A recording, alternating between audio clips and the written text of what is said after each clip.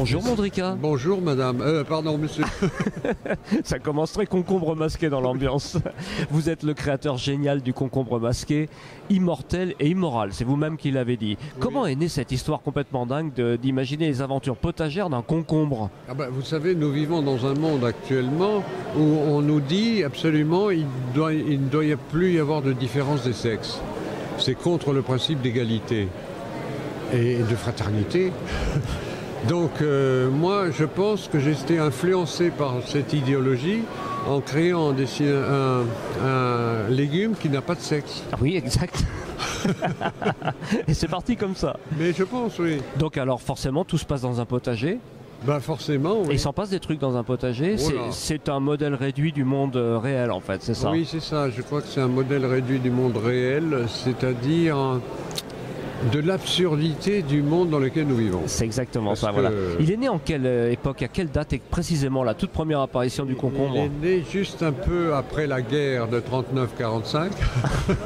D'accord. Vers 1947, j'ai commencé à faire de la bande dessinée en dessinant d'après les personnages de Spirou que mon père m'avait amené à la maison.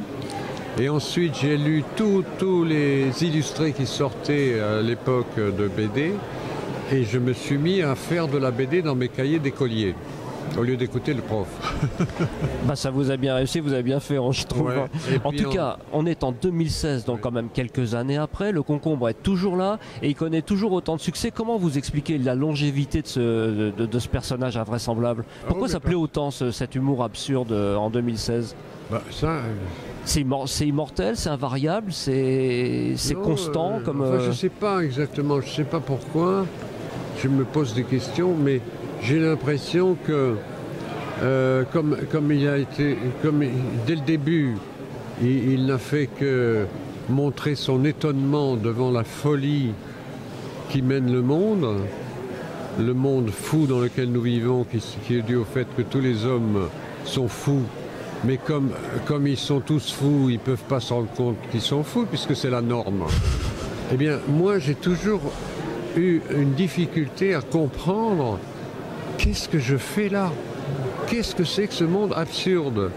Et c'est ce que j'ai essayé de retranscrire dans ma BD, même sans même m'en apercevoir. La folie et l'absurdité du monde. C'est vrai qu'il est constant dans l'absurdité. Donc je suis toujours d'actualité.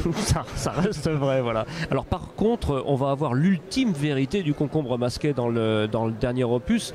Qu'est-ce qu'il va nous révéler là, le concombre? Il va vous révéler la vérité ultime. Oui. Oui. Mais vous voulez vraiment la connaître? Non, c'est bon. Voilà. Ça va. En tout cas, je vois qu'il y a déjà plein de gens qui vous attendent. Je ne vais pas vous accaparer plus longtemps. Bon salon de Bassillac et merci beaucoup à vous, Mandrika. Merci beaucoup à vous.